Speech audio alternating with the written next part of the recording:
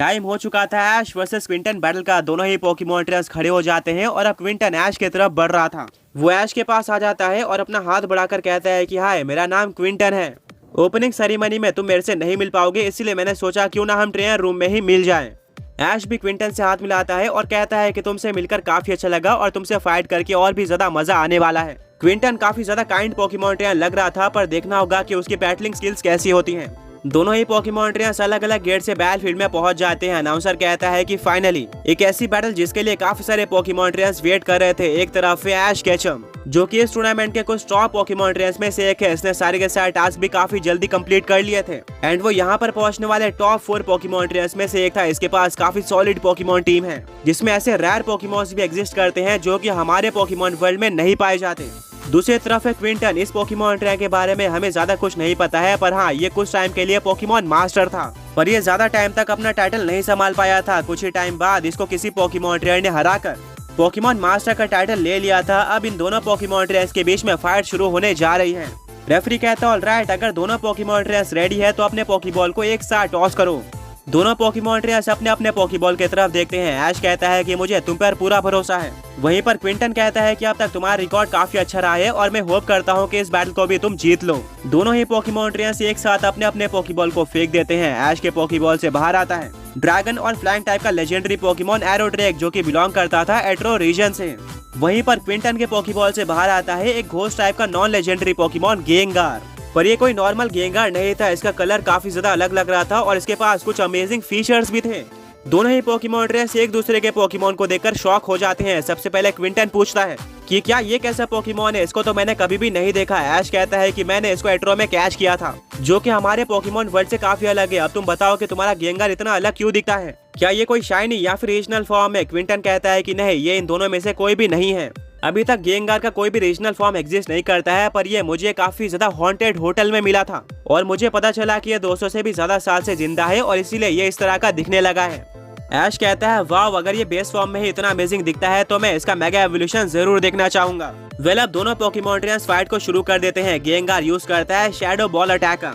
ऐश कहता है एरोड्रेक यूज करो ड्रैगन पल्स का। दोनों अटैक आपस में टकरा जाते हैं और यहाँ पर एरोड्रेक का ड्रैगन पल्स गेंगार के शैडो बॉल को डिस्ट्रॉय करते हुए गेंगार की तरफ बढ़ रहा होता है। पर तभी क्विंटन कहता है गेंगार अभी शैडो बनकर जमीन के अंदर चले जाओ। गेंगार बिल्कुल ऐसे ही करता है, जिससे अटैक उसके ऊपर से निकल जाता है और उसको कोई भी डैमेज नहीं पड़ता है। ब्रो कहता है गेंगार की इसी एबिलिटी के चलते उससे फाइट करना। क्विंटन कहता है कि गेंगार अभी हिप्नोसिस अटैक का यूज करो। गेंगार अपनी आंखें एरोड्रेक पर जमा लेता है एंड उसको हिप्नोटाइज करना स्टार्ट करता है। ऐश कहता है कि एरोड्रेक अभी अपनी आंखें किसी और तरफ कर लो ताकि गेंगार तुम्हें हिप्नोटाइज ना कर पाए और यूज करो हरिकेन अटैक का। एरोड्रेक कुछ हद तक हिप्नोटाइज हो गया था, पर वो ऐश की बात सुन लेता है और अपना सर हिलाता है, जिससे वो हिप्नोसिस से बाहर आ जाता है और यूज करता है हरिकेन अटैक का, जिससे तूफान आ जाता है और वो बाकी बचे हिप्नोसिस को भी उड़ा देता है। अब ये तूफान गेंगार की तरफ बढ़ रहा था। क्विंटन कहता है कि गेंगार दोबारा से जमीन के अंदर चले जाओ शैडो बनकर और इस अटैक को डॉज कर लो, बट अनफॉर्चुनेटली ये स्ट्रेटजी इस बार काम नहीं आती है। तूफान का असर जमीन पर भी था, जिसके चलते गेंगार को जमीन के अंदर भी काफी ज्यादा हेवी डैमेज पड़ जाता है और वो जमीन से बाहर आ जाता है। ब्रॉक कहता है कि अच्छा हुआ एरोड्रेक ने सही टाइम पर अपनी आंखें हटा ली, वरना हिप्नोसिस एक ऐसा अटैक है जो कि अपोनेंट पोकेमॉन को सुला देता है और इसके बाद गेंगार आसानी से एरोड्रेक के ऊपर कुछ स्ट्रॉन्ग अटैक का यूज करके उसको डैमेज दे सकता था, पर एरोड्रेक इससे बच गया। ऐश बोलता है एरोड्रेक लगता है कि नॉर्मल अटैक से काम नहीं बनने वाला, हमें एट्रो रीजन के अटैक्स का यूज करना पड़ेगा। अभी ड्रैको वॉइड सर्च का इस्तेमाल करो। आगे बढ़ने से पहले पिछले पोके क्विज के विनर्स ये रहे एंड आज का क्वेश्चन ये है कि एट्रो रीजन में ऐश ने एरोड्रेक के साथ कौन से और 2 लेजेंडरी पोकेमॉन कैच किए थे। क्विंटन पूरी तरह से शॉक हो जाता है और कहता है क्या ड्रैको वॉइड सर्च ये कैसा अटैक है। वो कहता है कि गेंगार हमें देखना होगा कि यह अटैक क्या करता है, अपने जगह पर ही खड़े रहो।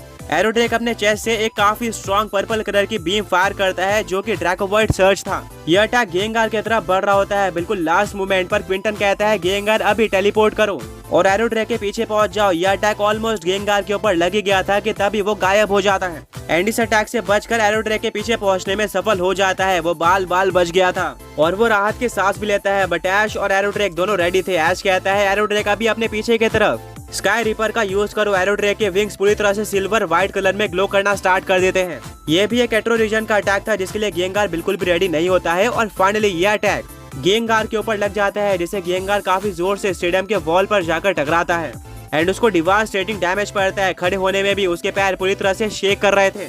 ऑडियंस एरोड्रैक की पावर और इन दोनों अटैक्स को देखकर पूरी तरह से शॉक हो गए थे, स्पेशली वो पोकेमॉन ट्रेनर्स जो कि ट्रेनर रूम में बैठे हुए थे। वो भी हैरान हो चुके थे कि आखिर एरोड्रैक इतने स्ट्रॉन्ग अटैक का कैसे इस्तेमाल कर रहा है।